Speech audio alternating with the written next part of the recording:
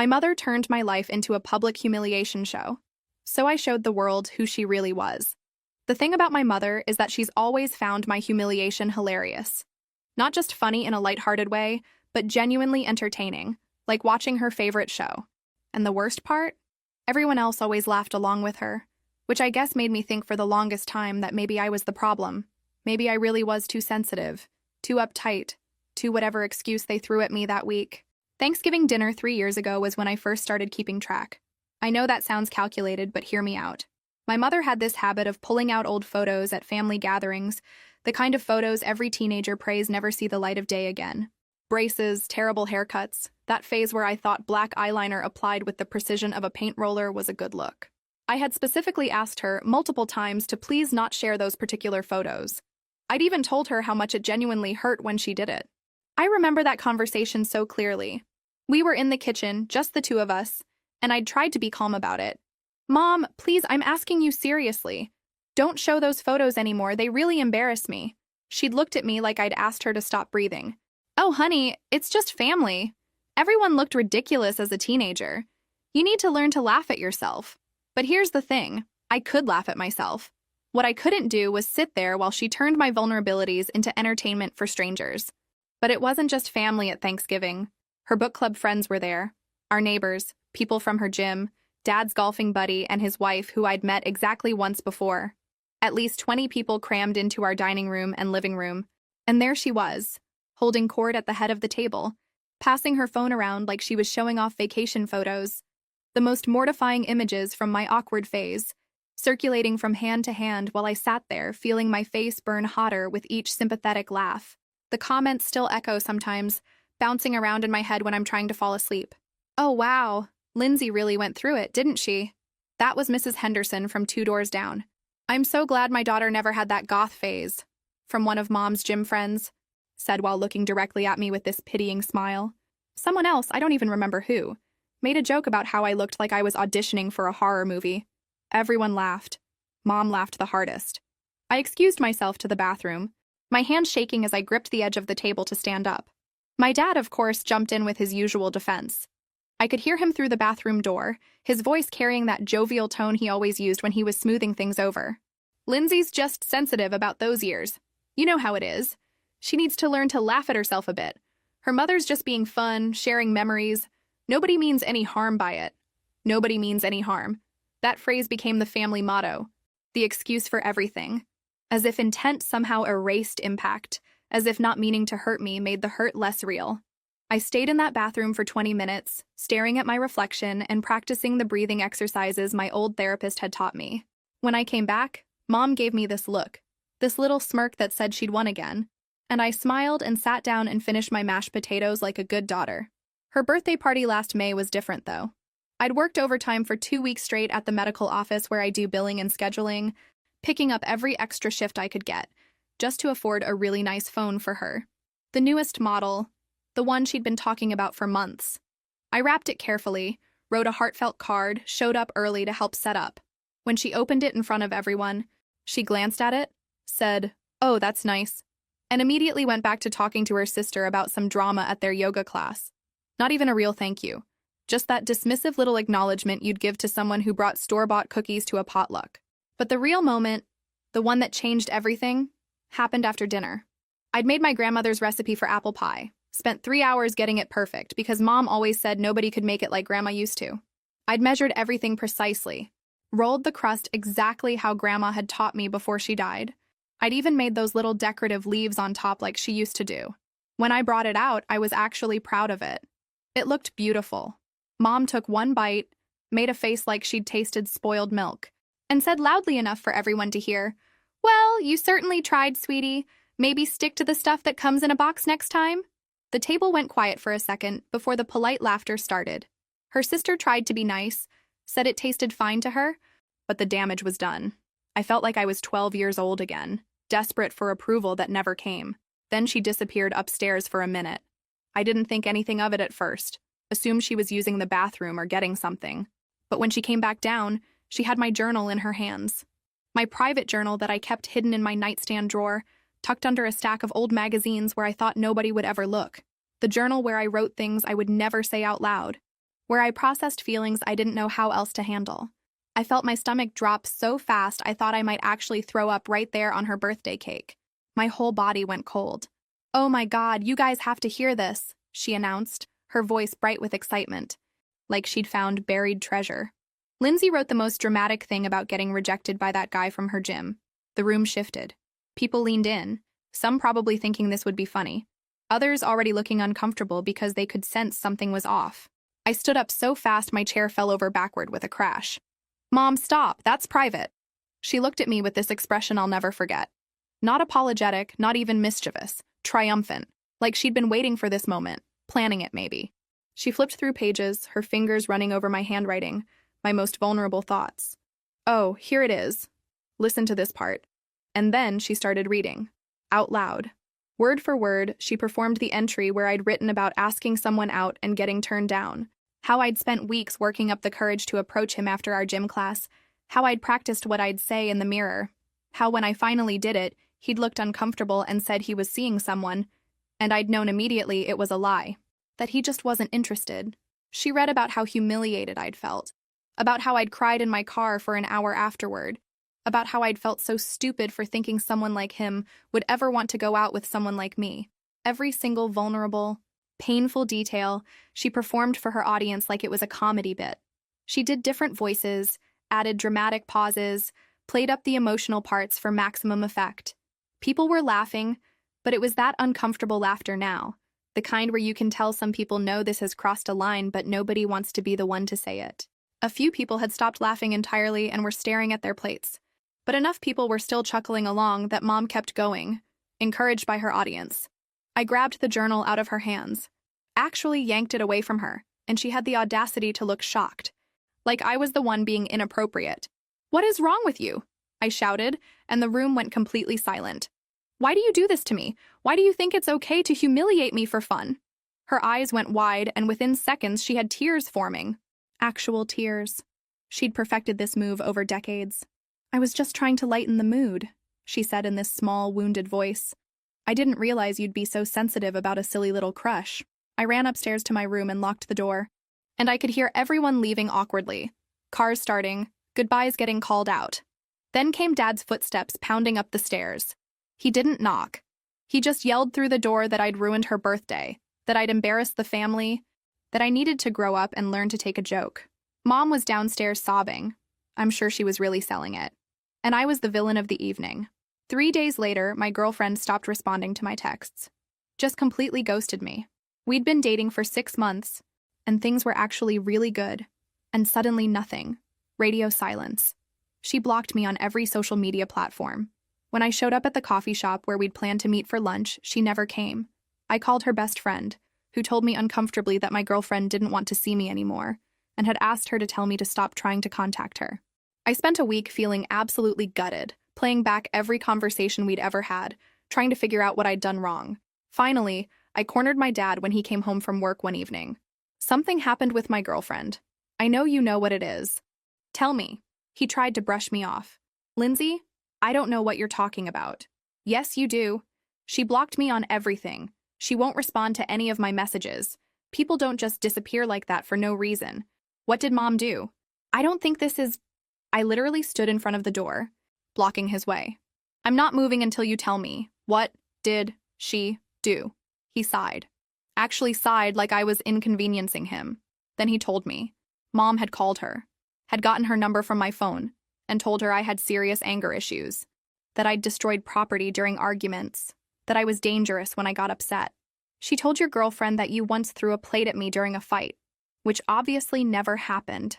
"Obviously?" My voice cracked.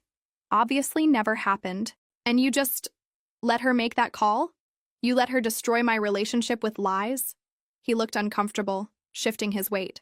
"Your mother was concerned. She didn't think that girl was good for you. She didn't even know her. We'd met once. For 20 minutes. She sat there at dinner, barely said 10 words to her, and somehow decided she wasn't good for me.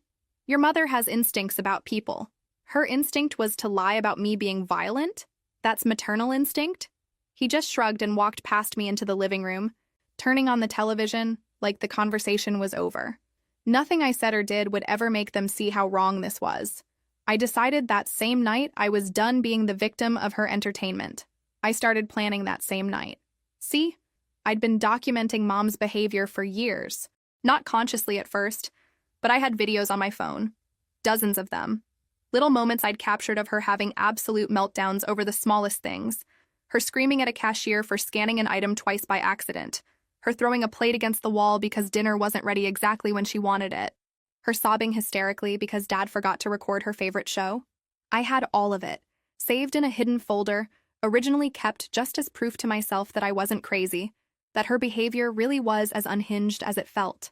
I told Mom I wanted to throw her a reconciliation party, to apologize for ruining her birthday, and to show her how much I appreciated her. She loved that idea.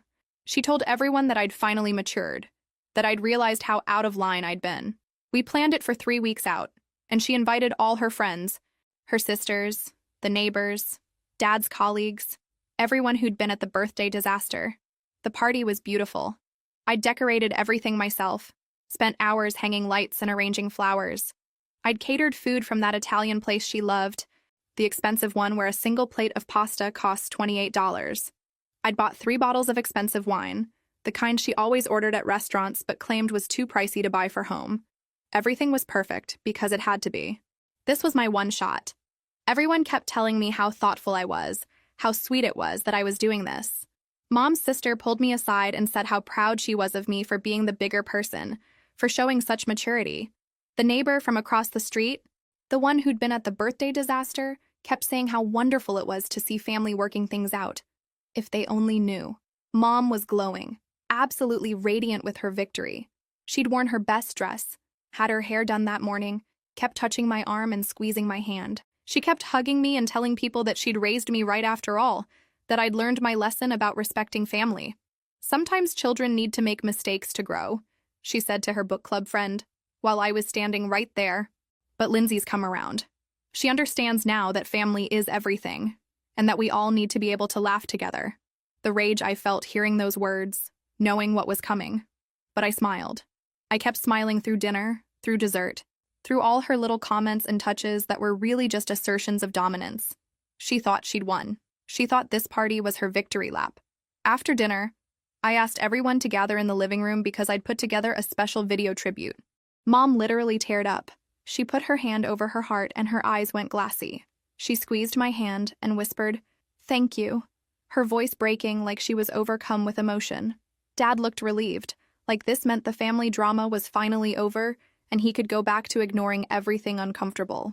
I connected my phone to the television, and the room went quiet with anticipation. Everyone settled into their seats, wine glasses in hand, ready for what they thought would be a touching montage of family memories. I pressed play. The first clip was from 2 years ago. Mom screaming at the top of her lungs at a fast food worker because they'd given her regular soda instead of diet.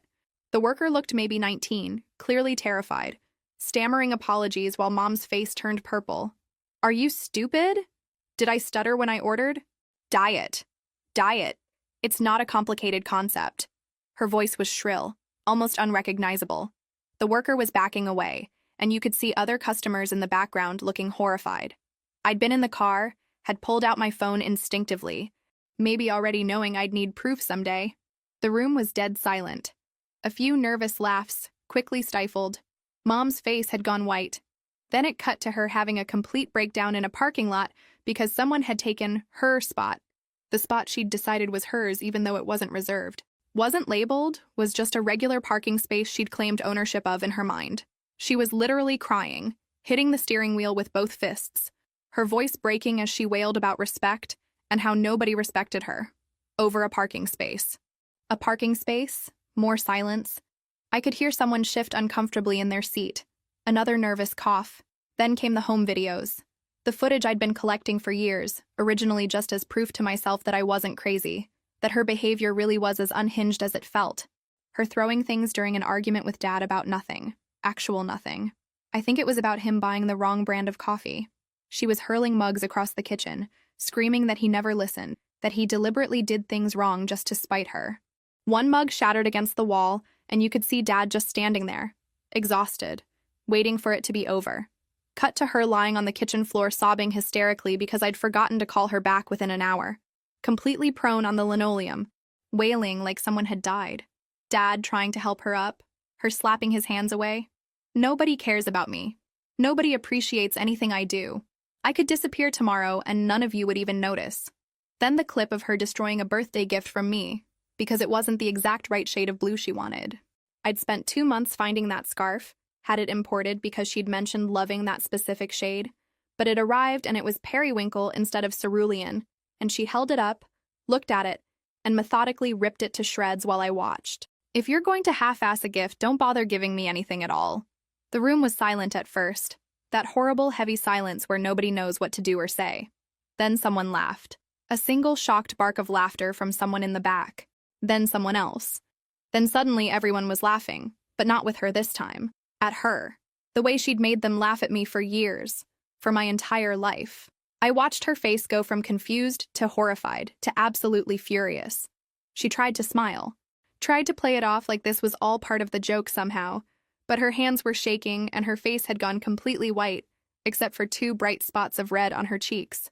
"Lindsay," she said quietly, in this voice I'd never heard before. Pure ice. "Can I talk to you in the kitchen?" I followed her, and the second we were alone, she got right in my face. "You have no idea what you just did. No idea what kind of war you just started. I showed everyone who you really are," I said. I was shaking, but I kept my voice steady. "Just like you've been showing everyone who you think I am for years." That was private. Those were private moments. Like my journal was private? My voice rose. Like reading it out loud to your guests was respecting my privacy? That was different. How? How is it different? Those videos make me look insane. You looked insane because you were acting insane. I didn't edit anything. I didn't add commentary. I just showed what actually happened. She stepped closer, her face twisted with rage. "You think you're so clever. You think you've won something here. I haven't won anything. I just stopped letting you win. Like my photos were private, like my relationship was private." She smiled then. Actually smiled, and it was terrifying. "You're going to regret this. You think you know how to play this game? Sweetie, I invented it." The party ended shortly after. People made excuses and left quickly, avoiding eye contact. I tried to explain to a few of them, tried to say something about the journal and the sabotage and everything else. But Mom's tears were already flowing, her victim performance in full swing. She told everyone I'd ambushed her with cruel footage to humiliate her, that she didn't understand what she'd done to deserve such hatred from her own daughter. I sent a long message to my ex-girlfriend that night, explaining everything Mom had told her, proving that it was all lies. She responded once, "Your whole family seems toxic. Please don't contact me again." That hurt worse than anything. The finality of it. The loss of something real because of Mom's need to control every aspect of my life. 2 days later, I came home from work, and my laptop was missing from my room. I found it eventually, hidden in the storage closet downstairs, and when I opened it, I could tell someone had been through everything. Files opened, browser history checked. My email clearly read. I installed a lock on my bedroom door the next day. Mom made a comment at dinner about how only people with something to hide need locks. Dad nodded in agreement. I woke up one morning to 17 missed calls. Someone had posted photos on my social media account, photos from when I was 12, with captions mocking me. Mom had accessed my accounts while I was sleeping and decided to humiliate me to hundreds of people at once. I changed every password immediately, but screenshots had been taken. The photos were being shared. Someone from work saw them and I wanted to die of embarrassment, but I smiled and laughed it off because what else could I do? 3 days after that, I walked out to my car and found all 4 tires slashed, completely destroyed. The repair cost me $800, money I'd been saving to eventually move out. I knew it was her, but I had no proof. When I mentioned it at dinner, she looked me right in the eye and said how terrible it was that our neighborhood was getting so unsafe. Dad agreed we should probably install security cameras. Then Mom called my boss. I didn't find out about it until my manager pulled me aside and gently said she'd received a concerning phone call from my mother, expressing worry about my mental health and suggesting I might need reduced hours to focus on getting help. "My mother called you?" I tried to keep my voice steady. "She seemed very worried, Lindsay. She mentioned some concerning behaviors, and I just want you to know we're here to support you if you need time off or reduced hours." "I don't need reduced hours. I need my mother to stop interfering with my life." My manager looked uncomfortable. I understand family dynamics can be complicated, but when a parent reaches out with genuine concern, it's not genuine concern, it's sabotage. The words hung in the air. I could see her processing, could see her deciding that maybe I was the problem after all. Instead of picking up extra shifts to rebuild my savings after the tire incident, I got my hours cut to part-time because my employer was genuinely worried about me. Explaining that your mother is lying about you to your boss just makes you sound exactly as unstable as the lie claims you are. My best friend from college stopped answering my calls. When I finally reached her through a mutual friend, she admitted Mom had contacted her too. They'd apparently had a long conversation over an hour. Mom told her I'd been having episodes of rage, breaking things, saying concerning things about hurting myself. All complete fabrications, but Mom had sold it well. She'd cried during the phone call, my friend said. She'd sounded genuinely terrified for my well-being, genuinely concerned that I might do something dangerous. She said you punched a hole in the wall during an argument, my friend told me, her voice careful, gentle, like she was talking to someone unstable. She said you've been talking about how nothing matters anymore. Lindsay, if you're going through something, you can tell me. I want to help. I tried to defend myself, to explain. That never happened. None of that happened. She's lying. She's been lying about me to everyone to isolate me because I called her out on her behavior. But every word I said in my defense just sounded like denial. Every attempt to explain just made me sound exactly as unstable as the lie claimed I was. Mom had painted me into a corner where any reaction I had proved her narrative. Calm denial. Obviously, I was in denial about my mental health issues. Emotional defense? See how unstable she is, getting so worked up. Silent acceptance? The silence of someone who knows they've been caught. The isolation was systematic and terrifying. Every support system I had, she contaminated. Every person who might have believed me, she got to first with a convincing lie delivered through tears and concern. My coworker, who I'd been getting close with, Mom called her too somehow. Must have gotten her number from my phone. My cousin on Mom's side, who I'd always been able to talk to, already heard Mom's version and wasn't returning my messages. The woman who ran the book club I'd joined to make new friends received a concerned email from my mother about my recent behavioral changes. She was turning me into exactly the unstable person she'd described. Because what else do you become when everyone around you thinks you're crazy? When your own reality is constantly contradicted? When your truth is treated as delusion? I started second-guessing everything I said and did, wondering if maybe I was overreacting, if maybe I was making this worse than it was. That's what gaslighting does. It makes you doubt your own sanity. At dinner one night, in front of Dad, she pulled up screenshots on her phone. Messages between me and my ex-girlfriend, intimate messages, private conversations that were never meant for anyone else's eyes. She'd somehow gotten into my old phone records or saved them before I changed passwords. She showed them to Dad like evidence in a trial, narrating the relationship like she had any right to it. I left. I just grabbed my keys and drove for 3 hours with no destination, crying so hard I had to pull over twice because I couldn't see the road. When I came back the next day, things in my room had been moved, reorganized. A box of mementos from my grandmother, who'd passed away when I was 15, had been cleaned up. Half the items were missing or damaged. When I asked Mom about it, she said she was just trying to help me declutter, that I was being ungrateful for her efforts to make my space nicer. I bought a small security camera designed to look like a phone charger and set it up in my room. It lasted 2 days before Dad found it. He barged in, holding the camera, absolutely furious. He told me I had exactly 2 choices: remove all surveillance equipment from their house immediately, or find somewhere else to live within the week. No discussion. No hearing my side. Just an ultimatum. That's when I started keeping a detailed document of everything. Dates, times, descriptions of every invasion of privacy, every lie she told, every act of sabotage. I saved it in a cloud storage account with a password she'd never guess. Updated it daily with new incidents and evidence. I backed up all the videos I had of her. I screenshot every fake post she made from my accounts before deleting them. I was building a case, even though I wasn't sure what I was building it for. Dad found out about the document somehow. Maybe Mom got into my computer again. Maybe she guessed the cloud account. I don't know. He confronted me in the garage one morning before work, waving his phone with the document open on it. What is this? You're building some kind of case against your own mother? Like she's a criminal? She destroyed my relationship with lies. She's isolated me from my friends. She's invaded every shred of privacy I have. What would you call that? Family conflict. Normal mother-daughter stuff. You're making it sound like abuse. Because it is abuse, Dad. He looked at me for a long moment, and I saw something in his face I'd never seen before. Guilt. Real, crushing guilt. Then you need to leave, he said quietly, because I can't fix this, Lindsay. I've been dealing with your mother for 30 years, and I learned a long time ago that the only way to survive is to not fight back. So you just let her destroy me instead? I let her do whatever keeps the peace. I know how that sounds.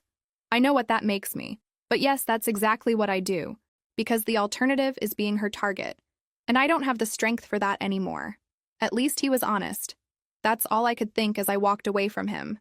At least he finally admitted that he'd been sacrificing me to save himself for my entire life. I stayed with my cousin for a week, but Mom showed up at her house making a scene, crying on the doorstep, accusing my cousin of tearing the family apart by taking sides. She yelled loud enough that the neighbors came out to watch. My cousin pulled me inside and closed the door, leaving Mom outside still performing. I'm sorry, Lindsay, but I can't do this. I have kids. I can't have this drama on my doorstep. I know. I'm sorry. I'll figure something else out. It's not that I don't believe you. She looked exhausted. It's that dealing with your mom has always been like this. She makes everything into a crisis, and the only way to survive is to not get involved. I'm sorry. I really am. She asked me to please figure things out somewhere else because she couldn't handle the drama. I didn't blame her. Mom had that effect on people. She made you want to do anything to make the chaos stop, even if it meant abandoning the person being hurt. I called Dad from a coffee shop begging him to see what was happening, to acknowledge that Mom's behavior was destroying everything. My voice was shaking. I was crying into the phone in public, not even caring who heard me. Please, Dad. Please just look at what she's doing. Look at what she's been doing my whole life. I need you to see it.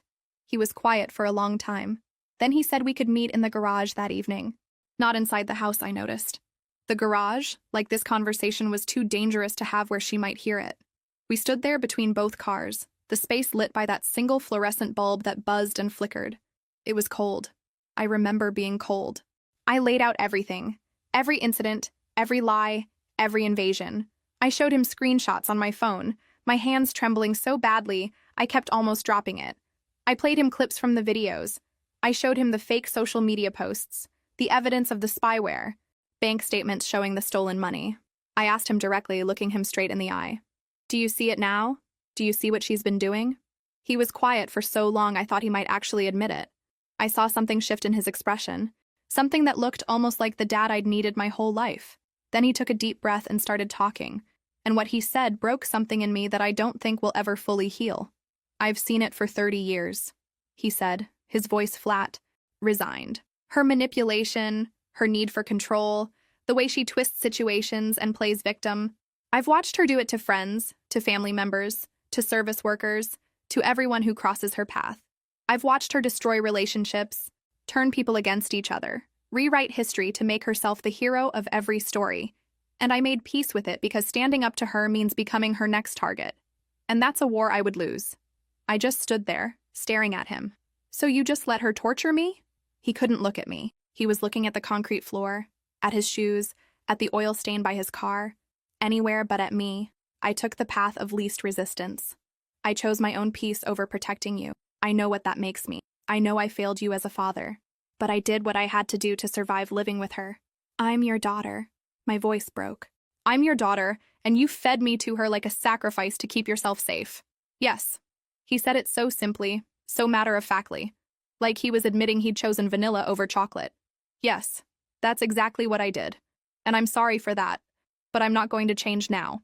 I don't have it in me. She's won, Lindsay. She won decades ago, and I surrendered. I'm sorry that you were collateral damage in my surrender. Collateral damage. I was crying now, not even trying to hold it back. That's what I am to you? Collateral damage? He finally looked at me then, and what I saw in his face was worse than anger or denial. It was pity. He pitied me for not understanding, for still fighting, for thinking there was any other way to survive her. You can leave, he said quietly. You can get out. I couldn't, or I thought I couldn't, and by the time I realized I maybe could have, I was too deep in it, too old, too tired. But you're young. You can build a whole life away from her. That's more than I ever got. You're telling me to abandon my family. I'm telling you to save yourself. Because I'm not going to. I'm not going to stand up to her. I'm not going to defend you. I'm not going to be the father you needed. I'm just going to keep surviving the way I've been surviving.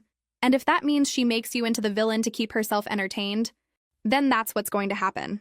That conversation broke something in me that I don't think will ever fully heal. Not because he admitted he'd failed me, but because he admitted it so calmly, like it was just a reasonable life choice he'd made. Like sacrificing your own child to a manipulative abuser was just practical household management. Mom installed spyware on my phone. I only discovered it when I noticed my battery draining strangely and took it to a tech store. The guy showed me the monitoring software running in the background and looked genuinely concerned. I bought a new phone that same day, gave out the number to exactly 3 people, but a week later, I got calls from extended family asking why I'd sent them bizarre emails. She'd gotten into my accounts before I changed everything, sent inappropriate jokes to my grandmother, hostile messages to Dad's siblings. I spent days calling people to explain, but I could tell they didn't fully believe me. Why would they? It's easier to believe I sent stupid emails than to believe someone's mother would be this malicious. My cousin finally told me what everyone else in the family already knew, but nobody talked about. Mom had been like this her entire adult life, manipulative, controlling, vindictive toward anyone who challenged her. Everyone had learned to just manage her, to keep her happy, to avoid being her target. We all just kind of work around her, my cousin said. It's easier that way. Nobody confronts her because it never ends well. I gathered every piece of evidence I had, took it all to my grandmother on Dad's side, the only person in the family who'd ever really stood up to Mom. I sat in her living room and showed her the videos, the screenshots of fake accounts, proof of the spyware, everything. She watched it all with this heartbroken expression and kept saying, "Oh, honey, I knew she was difficult, but I didn't know it was this bad. Can you help me? Will you talk to her?" She took my hand, and I saw tears in her eyes. "Of course I will. But Lindsay, I need you to understand something. Your mother has been this way for as long as I've known her. 30+ years. I've seen her manipulate situations, turn family members against each other, rewrite history to suit her narrative. Then why does Dad stay? Because leaving her would be harder than enduring her. That's what she does. She makes the cost of resistance higher than the cost of compliance. But you're young. You can still get out. I don't want to just get out. I want her to admit what she's done. I want her to see it." Grandma squeezed my hand. "I'll try, sweetheart. I'll confront her. But prepare yourself for the possibility that she'll never see it, never admit it, never change." She agreed to call a family dinner at her house. When we all arrived, Grandma laid out everything. She'd printed screenshots, queued up videos, had a whole presentation ready. She told Mom directly that the behavior needed to stop, that it had crossed every line of acceptable parenting, that what she was doing was abuse. Mom's performance was Oscar-worthy. The tears came instantly. She talked about how hard it is to be a mother, how she'd only ever tried to protect me, how I'd been spreading horrible lies about her because I couldn't accept responsibility for my own problems. She said she'd found my journal where I'd written terrible things about the whole family. Another lie. That she'd seen concerning searches on my computer. Another lie. That she was terrified I might hurt myself or others. The biggest lie of all. Dad backed her up immediately. Told Grandma that I'd been acting erratically, that I'd humiliated Mom at her own party, that I'd been creating conflict where none existed.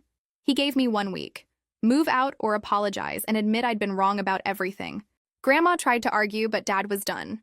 He practically dragged Mom out of there, and I heard her crying dramatically all the way to their car.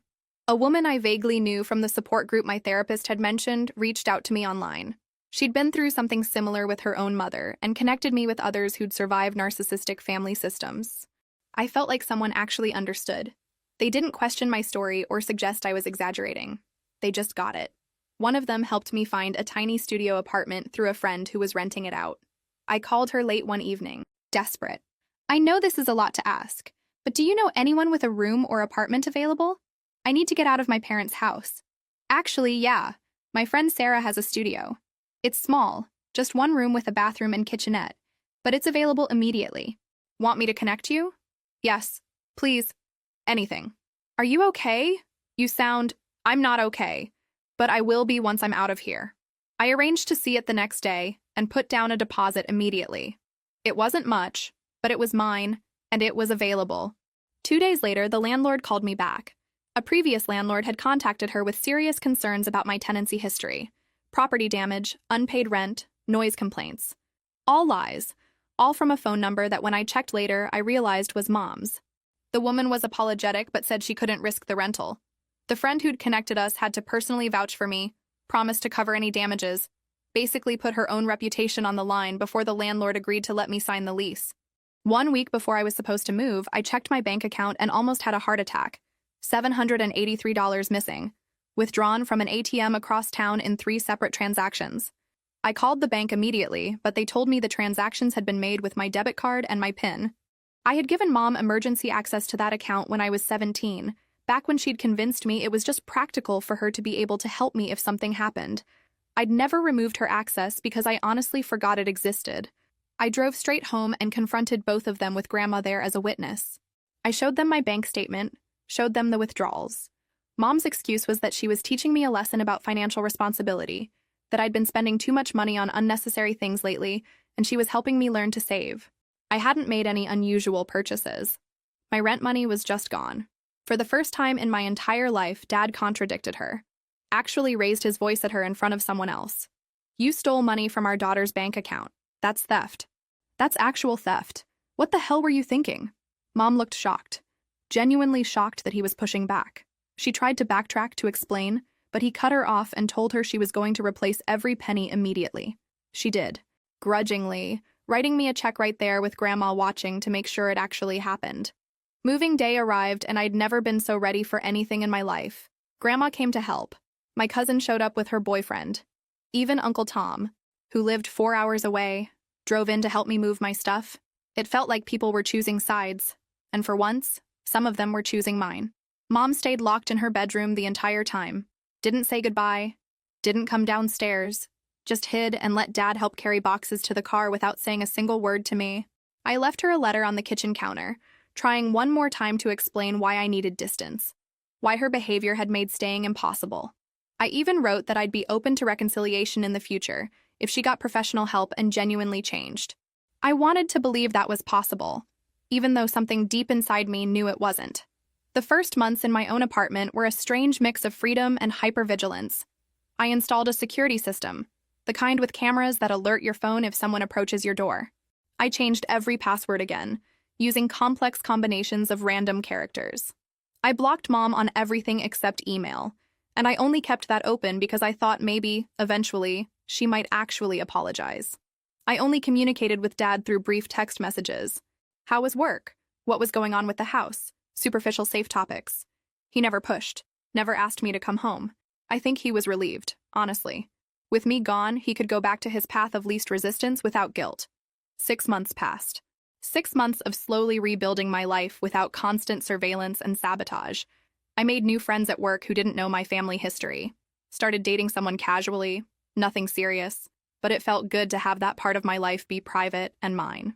I went to therapy weekly and worked through everything that had happened. My therapist kept using words like trauma and abuse and gaslighting, and I gradually stopped flinching when she said them. Then Mom emailed. Short message, asked if we could meet at a coffee shop near my old neighborhood. Said she'd follow whatever boundaries I wanted. Just wanted a chance to talk. Said she'd been thinking about everything and wanted to make things right. I stared at that email for 3 days before responding. I agreed, but only at a location I chose. A busy coffee shop across town near my apartment, and I told Dad I needed him there as a witness, non-negotiable. If she wanted to talk, it would be with someone else present who could verify what was actually said. He agreed, probably relieved to have a buffer. We sat at a corner table, and for the first time in my entire life, Mom let me talk without interrupting. I went through everything. The photos at Thanksgiving, the journal at her birthday, sabotaging my relationship. You called my girlfriend and told her I was dangerous. You destroyed something real because you wanted control. She looked down at her coffee. I thought I was protecting you. From what? From being happy? From having someone in my life who wasn't you? From making a mistake? From getting hurt? You hurt me. My voice was steady. Every day, for years. You invaded my privacy, isolated me from friends, stole my money. You made my life a nightmare. I explained how her behavior had affected my mental health, my ability to trust people, my whole sense of self. Listed specific incidents with dates. The spyware, the fake emails, showing intimate messages to Dad. I didn't cry. I didn't yell. I just laid it all out. When I finished, she was quiet for a long time. Then she said, I thought I was protecting you. I thought I was keeping you close because that's what mothers do. But I see now that I was really just trying to control you because I was terrified of losing you, and that fear made me into someone I don't recognize anymore. It sounded good. It sounded like the beginning of real accountability. Dad was nodding, looking hopeful.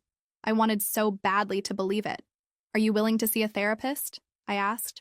Not just say you will, but actually go consistently and work on these behaviors? Yes, I've already researched some options. I want to change Lindsay. I want to be someone you can have in your life without fear. We agreed to occasional supervised meetings, once a month at first, always in public, always with Dad or Grandma present. Mom went to 3 therapy sessions, then casually mentioned she didn't think she needed to continue because she felt like she'd learned what she needed to learn. Red flag number 1, but I didn't push it yet. At our 4th coffee meeting, Mom brought up how much she missed me being home, how empty the house felt, how hard it had been for her having her daughter just cut her off so completely. She started crying, those same practiced tears I'd seen my entire life, and Dad immediately started comforting her.